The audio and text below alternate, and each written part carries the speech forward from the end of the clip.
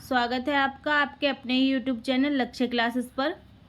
रोज की तरह आज भी हम सामान्य हिंदी के कुछ महत्वपूर्ण प्रश्नों पर चर्चा करेंगे। आप सभी लोग जल्दी से जल्दी जुड़ जाइए और सेशन को शेयर कर दीजिए। जल्दी से जल्दी सभी लोग जुड़ जाइए और सेशन को अपने सभी दोस्तों में शेयर कर दीजिए ताकि सभी लोग जल्दी से जुड़ जाएं और सेशन को शेयर कर दें। चलिए जल्दी से शेयर कर दीजिए आप, इतने हम विचार पढ़ लेते हैं।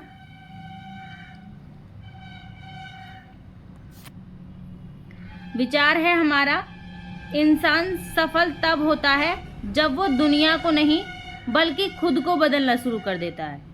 इंसान सफल तब होता है जब वो दुनिया को नहीं बल्कि खुद को बदलना शुरू कर देता है। बिल्कुल सही बात है। पूरी दुनिया में कालीन बिछाने से अच्छा है कि आप अपने खुद के पैरों में चप्पल पहन लो। ये कभी संभव ही नहीं है कि आप दुनिया को बदल सको। ऐसा हो ही नहीं सकता। दुनिया को आप बदलने की कोशिश भी करें तो क्या बदल सकते हैं? नहीं बदल सकते। इसलिए अच्छा है कि आप खुद को बदलना शुरू कर दें, तो शायद आपका कुछ भला हो जाए। ठीक है, दुनिया को नहीं बदलना है। दुनिया की बातों से आप पर कोई फर्क नहीं पड़ना चाहिए। दुनिया क्या कह रही है, दुनिया क्या कर रही है, दुनिया क्या सोचेगी, इस बात का आप पर कोई फर्क नहीं पड़ना चाहिए। यदि आपको आगे बढ़ना है, यदि आपको कुछ करना है, अपने आप को आप फेलियर अपने मुंह से 10 बार कहो, कोई दिक्कत नहीं है। दुनिया के कहने से फ़र्क पड़ता है आप पर, लेकिन वो पड़ना नहीं चाहिए। क्यों नहीं पड़ना चाहिए? क्योंकि आपको जब खुद पे उम्मीद रहेगी ना, तो आपको कोई कुछ भी बोल जाएगा, आपको फ़र्क ही नहीं पड़ेगा। लेकिन वो फ़र्क भी पता है कब पड़ता है? जब हमें खुद पे उम्मीद नहीं होती है, खुद का विश्वास डगमगाने लगता है, तब हमें कोई फेलियर कह दे तो हमें बहुत बुरा लगता है। गिरना गलत बात नहीं होता, गिरना, गिर जाओ आप, वो गलत बात नहीं है। लेकिन गिर के पड़े ही रह जाओ, ये गलत बात है। गिर के उठना ज़रूरी होता है। तो फेलियर कहना गलत बात नहीं है। यदि आप उसको एक्सेप्ट कर लो कि यार तुम हो ही फेलियर, तो गलत बात है।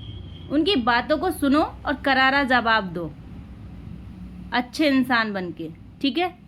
तब उस बात को माना जाएगा। आजकल लोग पीछे क्यों हैं? आजकल इसलिए आधे से ज़्यादा लोग तो इसलिए पीछे हैं, 80% लोगों का है ये। इसलिए पीछे रह जाते हैं क्योंकि वो दूसरों की नकल करते हैं। दूसरों की नकल भाई आपको करनी ही नहीं है। क्यों नहीं करनी? क्योंकि भाई आप दूसरों जैसे हो ही नहीं। आप अलग हो। दुनिया का हर इंसान अलग होता है। हर किसी की सोच अलग होती है, हर किसी की बातें अलग होती हैं, हर किसी के पढ़ने का तरीका अलग होता है। कोई रात को पढ़ रहा है, कोई दिन में पढ़ रहा है, कोई सुबह को पढ़ रहा है, कोई शाम को पढ़ रहा है। किसी की नकल मत करो कि वो सुबह को पढ़ता है, भाई हम भी सुबह को पढ़ें। मत पढ़ो भाई। जब तुम्हारा मन कर रहा है तब पढ़ो। ऐसा कभी नहीं होता है कि भैया तुमने सुबह को पढ़ा है वो ही तुम्हारे काम आने वाला है। भाई तुम रात को पढ़ लो, जब तुम्हारा मन कर रहा है तब पढ़ लो। किसी की नकल मत करो। जो लोग दूसरों की नकल करते हैं वो हमेशा पीछे रह जाते हैं। दुनिया की नकल करने वाले हमेशा पीछे रह जाते हैं। कैसे? एक छोटा सा एग्जाम्पल ले लो आप। आपको किसी की कोई चीज़ पसंद आ गई, मान लो कपड़े ही ले लो, किसी के कपड़े पसंद आ गए, आपने वो कपड़े खरीदने चाहे, आपने खरीद लिए, आप उन्हें पहनेंगे।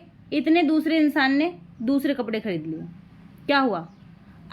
आपने वो कपड़े खरीद तो लिए हैं, अपने बजट से ऊपर जाके खरीद लिए, लेकिन आपकी अपनी पसंद नहीं है वो कपड़े।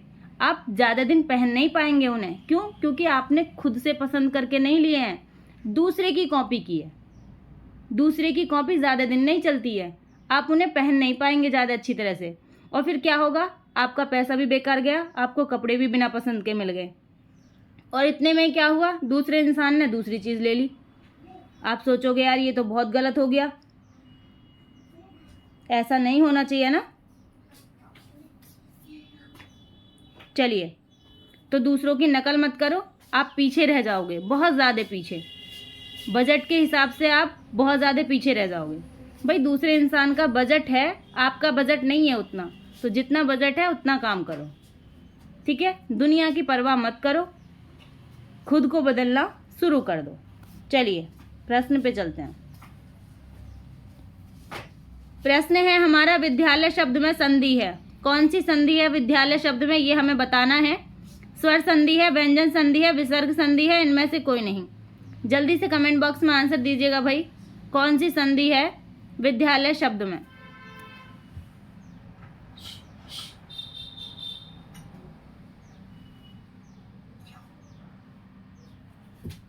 कौन सी संधि है विद्यालय शब्द में, जल्दी से कमेंट बॉक्स में आंसर दीजिए भाई। स्वर संधि है, व्यंजन संधि है, विसर्ग संधि है, इनमें से कोई नहीं।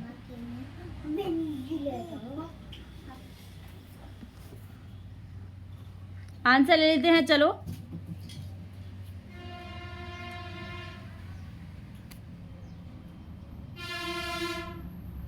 व्यंजन संधि नहीं होगी, विसर्ग संधि नहीं होगी, इनमें से कोई नहीं होगी।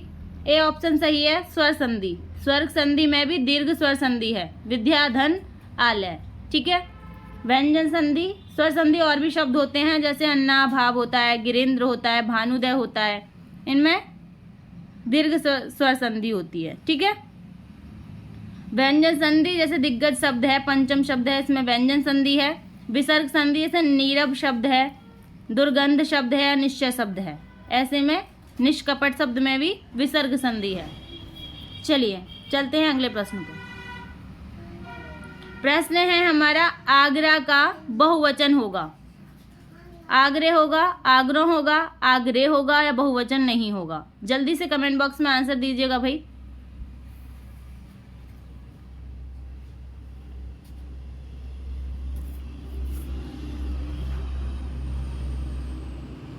चलिए आंसर ले लेते हैं, क्या होगा इसका। आगरा शब्द का बहुवचन होगा। बहुत ही अच्छा प्रश्न है भाई।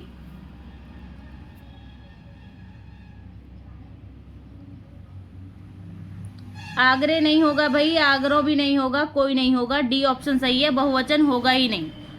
आगरा शब्द का बहुवचन नहीं होगा। क्यों नहीं होगा? क्योंकि आगरा व्यक्तिवाचक संज्ञा है, ठीक है।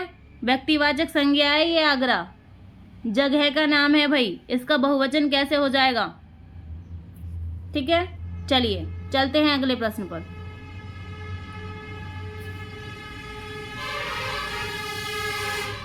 प्रश्न है हमारा, जिन शब्दों में प्रयोग के अनुसार कोई परिवर्तन नहीं होता उन्हें कहा जाता है।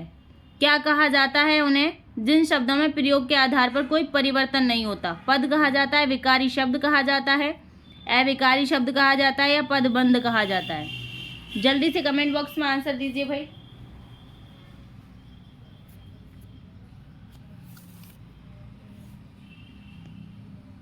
चलिए आंसर ले लेते हैं, क्या होगा आंसर।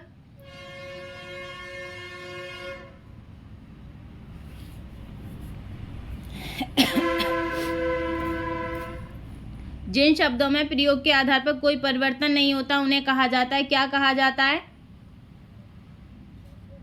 सी ऑप्शन हमारा बिल्कुल सही है, अविकारी शब्द कहा जाता है उन्हें। ऐसे शब्द जिनमें लिंग, वचन या कारक आदि के परिवर्तन से कोई परिवर्तन ना हो उन्हें क्या कहते हैं? हम अविकारी शब्द कहते हैं, ठीक है। अविकारी शब्द होते कौन से हैं? क्रिया विशेषण, संबंध बोधक अव्यय, समुच्चय बोधक अव्यय, विस्मयादि बोधक, ठीक है। ये होते हैं अविकारी, जिनमें कोई परिवर्तन नहीं होता। चलिए चलते हैं अगले प्रश्न पर। प्रश्न है हमारा, शब्द के सही रूप का चयन कीजिए। सही रूप का चयन करना है। तृष्णा शब्द दिया हुआ है और पूछा है हमसे कैसे लिखा जाता है तृष्णा, सही बताना है। जल्दी से कमेंट बॉक्स में आंसर दीजिए भाई, कैसे लिखा जाता है तृष्णा शब्द शुद्ध रूप में। चलिए आंसर ले लेते हैं, क्या होगा। ए नहीं होगा, बी नहीं होगा, सी नहीं होगा, डी ऑप्शन बिल्कुल सही होगा। तृष्णा, वैसे तृष्णा कहते किसे हैं? प्यास को कहते हैं। प्यास पानी वाली प्यास नहीं, विशेष कामना या इच्छा रखने वाली प्यास, ठीक है। किसी चीज़ की विशेष इच्छा या कामना, उसे कहते हैं तृष्णा। तृष्णा का विलोम होता है वितृष्णा, ठीक है।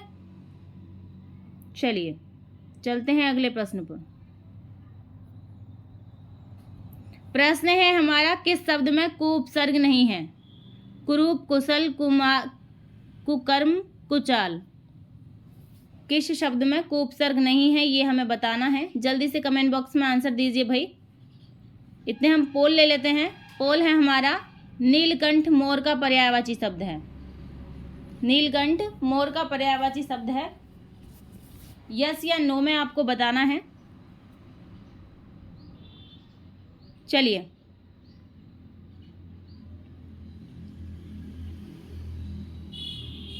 आंसर ले लेते हैं। क्या होगा?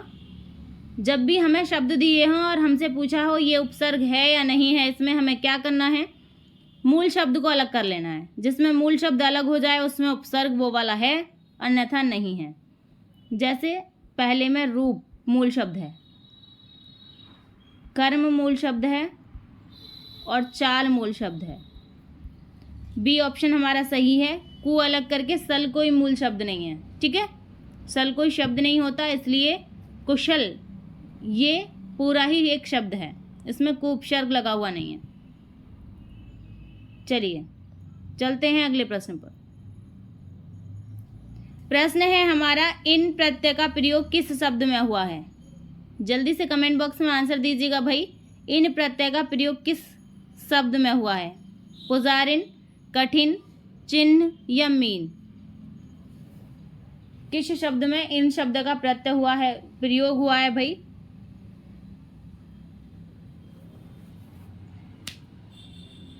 चलिए आंसर ले लेते हैं। क्या होगा? आसान प्रश्न है, अच्छे प्रश्न हैं। कठिन नहीं होगा भाई, कठिन कठिन ही शब्द है, चिन्ह चिन्ह ही है, मीन मीन ही है। पुजारिन, ठीक है, पुजारिन शब्द में इन प्रत्यय का प्रयोग हुआ है। ठीक है, जैसे और भी शब्द हैं, जैसे नागिन, नातिन, पड़ोसिन, वियोगिन, इन शब्दों में इन प्रत्यय का प्रयोग हुआ है। ठीक है, जैसे कठिन शब्द है, ये मूल शब्द है, इसमें आई प्रत्यय लगा देंगे, कठिनाई भाववाचक संज्ञा बन जाएगी। जैसे चिन्ह है तो चिन्ह में चिन्हित प्रत्यय लगेगा।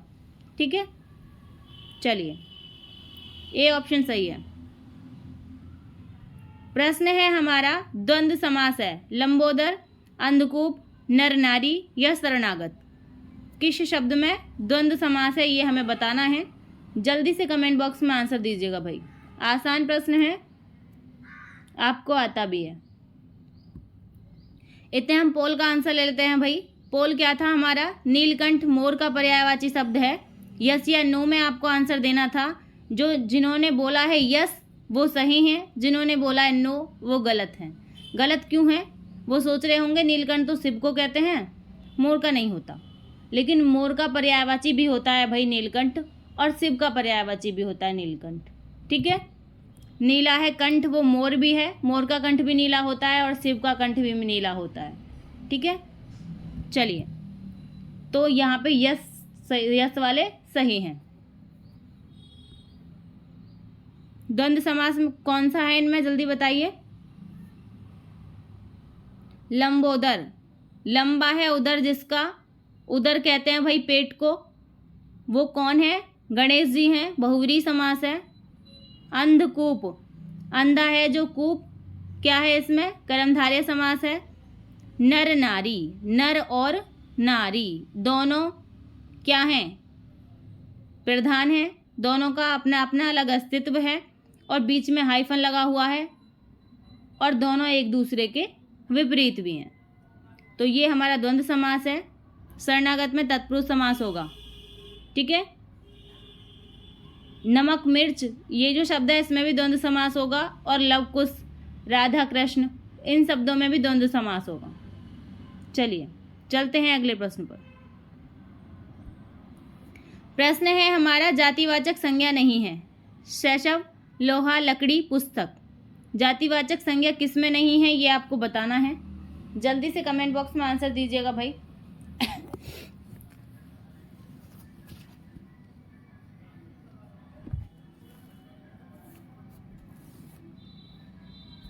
चलिए आंसर ले लेते हैं। क्या होगा?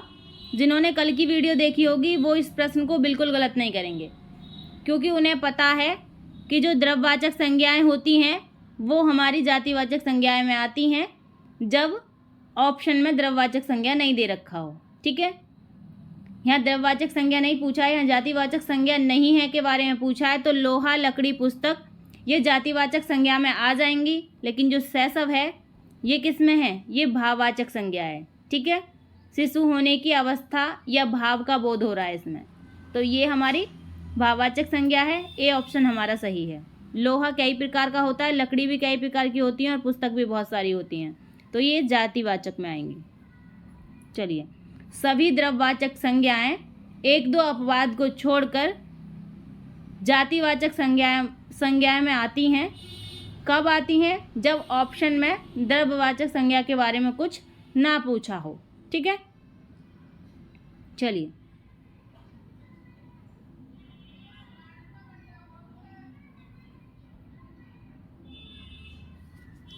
निम्न में से किस वाक्य में संप्रदान कारक है? किस वाक्य में संप्रदान कारक है ये हमें बताना है। मेरा घर स्टेशन से बहुत दूर है, राम घर पर सो रहा है, राजा ने निर्धनों को कंबल दिए, निशार खेलता है। कमेंट बॉक्स में आंसर दीजिएगा भाई, कौन सा ऑप्शन सही है। प्रश्न बहुत अच्छा है और कई बार एग्जाम में पूछा भी गया है। ये जातिवाचक संज्ञा, भाववाचक संज्ञा बहुत बार एग्जाम में पूछा जाता है भाई प्रश्न। चलिए, आंसर ले लेते हैं, क्या होगा। मेरा घर स्टेशन से दूर है, स्टेशन से घर का दूरी बताई जा रही है, मतलब अलगाव हो रहा है स्टेशन से घर का, अपादान कारक है इसमें। राम घर पर सो रहा है, अधिकरण कारक है, मैं पेपर आता है तो अधिकरण कारक होता है। राजा ने निर्धनों को कंबल दिए, राजा ने निर्धनों को जो कंबल दिए हैं को आया है, संप्रदान कारक है, दान में दिए हैं वो कंबल। ऐसा नहीं है कि फोटो क्लिक करवाया थोड़ी देर बाद वापस ले लेंगे राजा, ऐसा नहीं है ना। कंबल दिए हैं निर्धनों को, निर्धनों को हम जो चीज़ दे रहे हैं वो दान में ही तो दे रहे हैं। जब दान दी जाती है किसी चीज़ की, किसी चीज़ को हम, किसी वस्तु को या पैसा को, किसी भी चीज़ को हम दान में देते हैं तो उसमें संप्रदान कारक होता है। ठीक है, चलिए चलते हैं अगले प्रश्न पर। प्रश्न है हमारा, वह स्वतः ही जान जाएगा में वह सर्वनाम है। कौन सा सर्वनाम है वह? जल्दी से कमेंट बॉक्स में आंसर दीजिएगा भाई। वह स्वतः ही जान जाएगा में वह सर्वनाम है, पुरुषवाचक, निजवाचक, संबंधवाचक या निश्चयवाचक?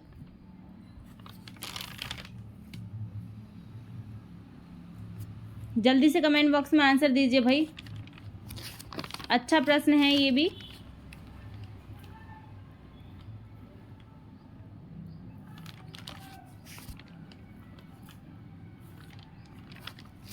चलिए आंसर ले लेते हैं, क्या होगा। स्वतः देख के निजवाचक मत लगा देना, क्योंकि यहाँ वह के बारे में पूछा है। ठीक है, वह क्या होता है, पुरुषवाचक सर्वनाम है। ठीक है, पुरुषवाचक सर्वनाम में आता है ये, तो इसलिए स्वतः देख के निजवाचक सर्वनाम मत लगा देना। ए ऑप्शन यहाँ पे सही है। चलते हैं अगले प्रश्न पर भाई। पोल ले लेते हैं पहले। पोल है हमारा, गौशाला शब्द में कर्मधारय समास है। यस नो आपको बताना है, गौशाला शब्द में कर्मधारय समास है। चलिए, प्रश्न है, संयुक्त क्रिया का उदाहरण कौन सा वाक्य है। संयुक्त क्रिया का उदाहरण बताना है। रस्सी जल गई, सीमा पढ़ रही है, तुम प्रतिदिन पढ़ने आया करो, बच्चा सोता है। जल्दी से कमेंट बॉक्स में आंसर दीजिएगा भाई।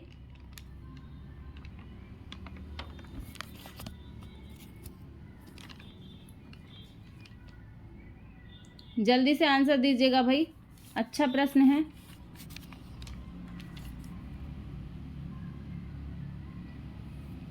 चलिए आंसर ले लेते हैं, क्या होगा। संयुक्त क्रिया का उदाहरण पूछा है, सी ऑप्शन हमारा बिल्कुल सही है। संयुक्त क्रिया, तुम प्रतिदिन पढ़ने आया करो, पढ़ने और आया दो क्रिया लगी हुई हैं, तो ये क्या हो गया, संयुक्त क्रिया है। ठीक है, जब एक ही वाक्य में दो क्रिया लगी हुई हो तो वहाँ संयुक्त क्रिया होती है। चलिए, बच्चा सोता है, इसमें अकर्मक क्रिया है। रस्सी जल गई, क्या जल गई, रस्सी जल गई, ये सकर्मक क्रिया है। चलते हैं अगले प्रश्न पर।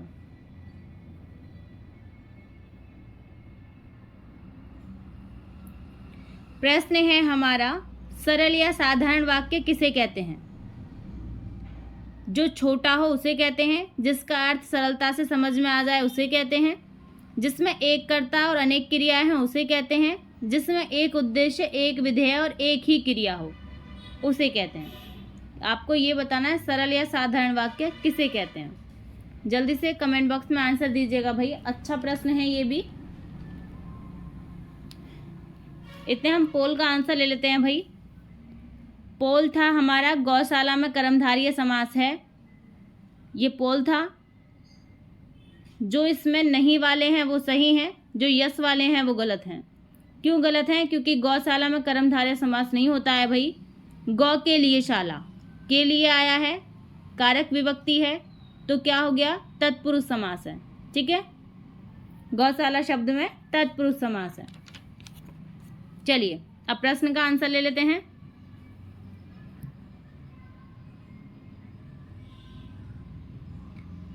जो छोटा हो वो साधारण वाक्य होता है? नहीं। जिसका अर्थ सरलता से समझ में आ जाए? नहीं। जो मिश्र वाक्य और संयुक्त वाक्य होते हैं अर्थ तो उनका भी समझ में आ जाता है। जिसमें एक कर्ता अनेक क्रियाएं हों? नहीं। जिसमें एक उद्देश्य, एक विधेय और एक क्रिया हो।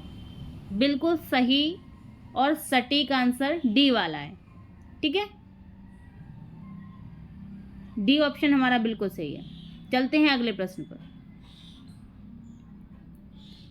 प्रश्न है हमारा, निम्न में मिश्र वाक्य है। मिश्र वाक्य हमें बताना है कौन सा है। वर्षा हो रही है, मैं पढ़ता हूँ और वह खेलता है, सुधीर पढ़ता है, मैंने सुना है कि नीना पास हो गई। कमेंट बॉक्स में आंसर दीजिए। मिश्र वाक्य पूछा है भाई।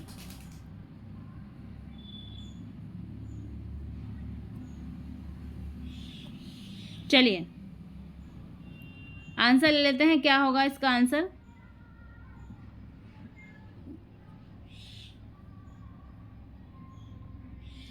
वर्षा हो रही है सरल वाक्य है, मैं पढ़ता हूँ और वह खेलता है संयुक्त वाक्य है क्योंकि और से जुड़ा हुआ है। संयोजक चिन्ह से पहचान करते हैं तो और संयोजक चिन्ह संयुक्त वाक्य में लगता है।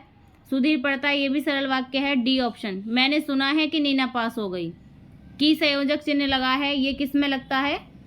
मिश्र वाक्य में लगता है। ठीक है, डी ऑप्शन हमारा सही है। चलते हैं अगले प्रश्न पर।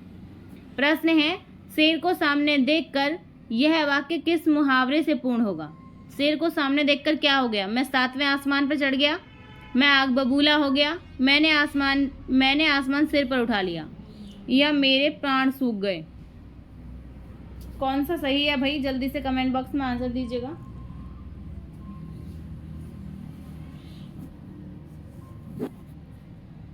चलिए आंसर लेते हैं, क्या होगा। मैं 7वें आसमान पे चढ़ गया, पहुंच गया। भाई कैसे पहुंच गया 7वें आसमान पर? उड़ गया था क्या? शेर को देख के पंख लग गए होंगे शायद। मैं आग बबूला हो गया, शेर का क्या कर लेगा आग बबूला होके? कुछ भी नहीं कर पाएगा शेर का। मैंने आसमान सिर पे उठा लिया, अरे वाह, ये तो बाहुबली से भी ऊपर निकल गया, आसमान सिर पे उठा लिया। डी ऑप्शन सही है। मेरे प्राण सूख गए, प्राण सूखने का यहाँ मतलब है डर, इतना डर जाना कि मतलब प्राण ही सूख गए, इतना डर गया वो, डर जाना। शेर को सामने देखकर क्या होता है? मेरे प्राण सूख गए, मतलब मैं बहुत डर गया। चलिए चलते हैं अगले प्रश्न पर।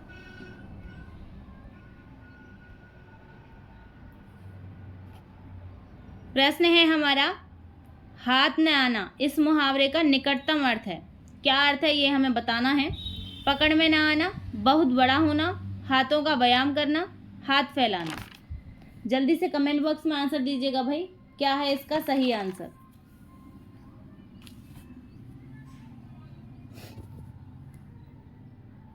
चलिए आंसर ले लेते हैं। प्रश्न है हमारा, हाथ ना आना। इतने आप आंसर दीजिएगा, मैं क्या करती हूँ, पोल डाल देती हूँ। पोल है हमारा, तितली जयशंकर प्रसाद की रचना है। यस या नो में आपको बताना है। तितली जयशंकर प्रसाद की रचना है। चलिए अब आंसर ले लेते हैं, क्या होगा। हाथ फैलाना, हाथ ना आना, नहीं ये नहीं होगा। हाथों का व्यायाम करना, ये भी नहीं होगा। बहुत बड़ा होना, पकड़ में ना आना, ये बिल्कुल सही और सटीक आंसर होगा। पुलिस ने लाख कोशिश की पर खूनी हाथ न लगा। हाथ न लगने का मतलब है पकड़ में ना आना। ठीक है, चलिए चलते हैं अगले प्रश्न पर। प्रश्न है हमारा, जिसका मन व ध्यान दूसरी तरफ हो उसके लिए एक शब्द क्या होगा? जिसका मन व ध्यान दूसरी तरफ हो उसके लिए एक शब्द क्या होगा? मनन होगा, बेशियान होगा, मनवा होगा या अन्य मनिस्क होगा? जल्दी से कमेंट बॉक्स में आंसर दीजिएगा, क्या होगा इसका आंसर?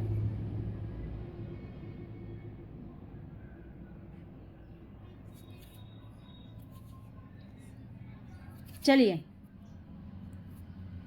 आंसर ले लेते हैं, क्या होगा?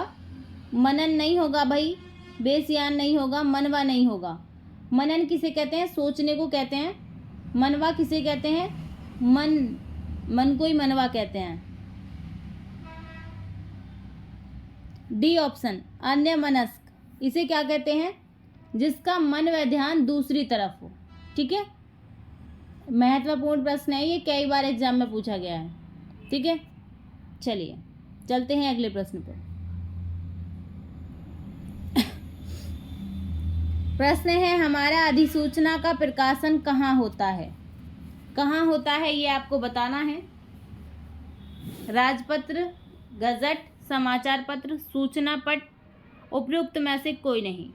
अधिसूचना का प्रकाशन कहाँ होता है ये आपको बताना है।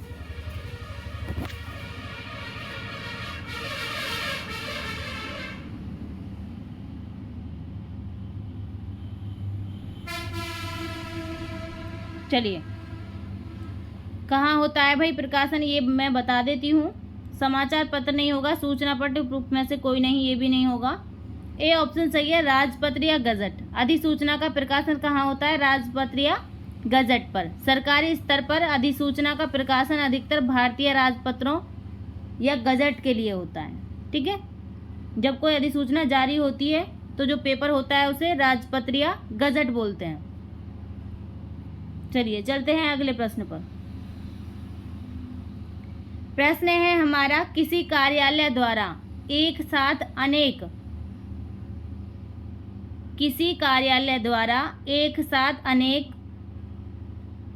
प्रेषितों को भेजा जाने वाला शासकीय पत्र ज्ञापन या आदेश कहलाता है? क्या कहलाता है ये हमें बताना है, बहुत ध्यान से पढ़ना है आपको। परिपत्र कहलाता है, विज्ञापन कहलाता है, अधिसूचना कहलाता है या आवेदन कहलाता है?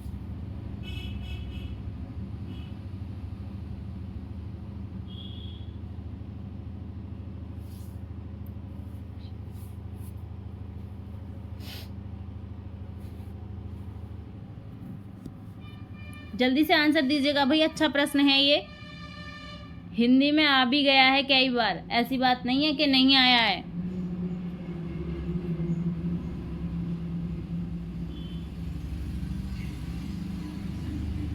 प्रेषितों का मतलब होता है कई लोगों को एक साथ भेजने वाला। ठीक है, किसी कार्यालय द्वारा एक साथ अनेक प्रेषितों का मतलब होता है कई जगह पर प्रेषितों को भेजे जाने वाला शासकीय पत्र ज्ञापन या आदेश क्या कहलाता है? इसको शुद्ध भाषा में समझ लेते हैं, पहले आंसर ले लेते हैं। परिपत्र कहते हैं उसे। क्या होता है ये? जब कोई सरकारी पत्र या कार्य ज्ञापन होता है, जब कोई सरकारी पत्र या ज्ञापन होता है वो एक साथ अनेक लोगों को भेजा जा रहा हो तब उसे परिपत्र कहते हैं। ठीक है, अब परिपत्र की डेफिनेशन आप जान चुके होंगे। अधिकारियों आदि को सूचना के लिए भेजे जाने वाला आधिकारिक पत्र होता है, सीधी भाषा में उसे परिपत्र कहते हैं। यदि ये लाइन लिखी होती तो आप बहुत आसानी से आंसर लगा देते। अधिकारियों आदि को सूचना के लिए भेजे जाने वाला आधिकारिक पत्र परिपत्र कहलाता है। ठीक है, इसे परिपत्र वाला भाई कई बार एग्जाम में पूछा गया है, लेकिन पूछा ऐसे जाता है कि उसकी लैंग्वेज बिल्कुल गलत तरीके से लिखी रहती है, जो समझ में भी नहीं आती, तो वो गलत हो जाता है। चलिए चलते हैं अगले प्रश्न पर। प्रश्न है, मैं सबको खूब समझता हूँ, तुम सब एक जैसे हो, के लिए प्रयुक्त है। क्या प्रयुक्त है? मैं सबको खूब समझता हूँ, तुम सब एक जैसे हो। एक इंसान ऐसे बोल रहा है, मैं तुम सबको खूब समझता हूँ, तुम सब एक जैसे हो। तो ये क्या बोलना चाह रहा है? चोर चोर मौसेरे भाई, एक ही थाली के चट्टे वट्टे, कैर बैर का संग, जैसे नागनाथ वैसे सांपनाथ। क्या कहना चाह रहा है ये? इसकी मनोभावना आप जल्दी से बताइए मुझे।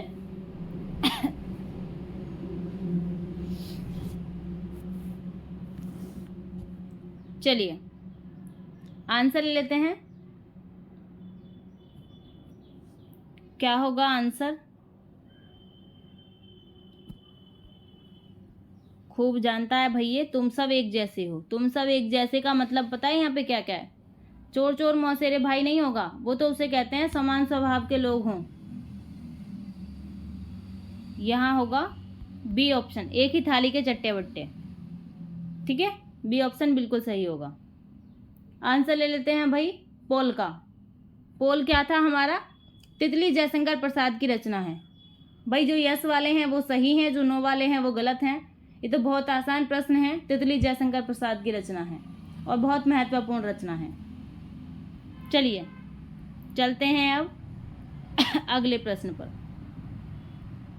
प्रश्न है हमारा, नगर में रहने वालों को कहा जाता है। नगर में रहने वालों को क्या कहा जाता है? शहरी, नागर, नर नारी या शरणागत? जल्दी से कमेंट बॉक्स में आंसर दीजिएगा भाई। नगर में रहने वालों को क्या कहा जाता है? चलिए आज के सेशन का लास्ट प्रश्न है और बहुत ही अच्छा प्रश्न है।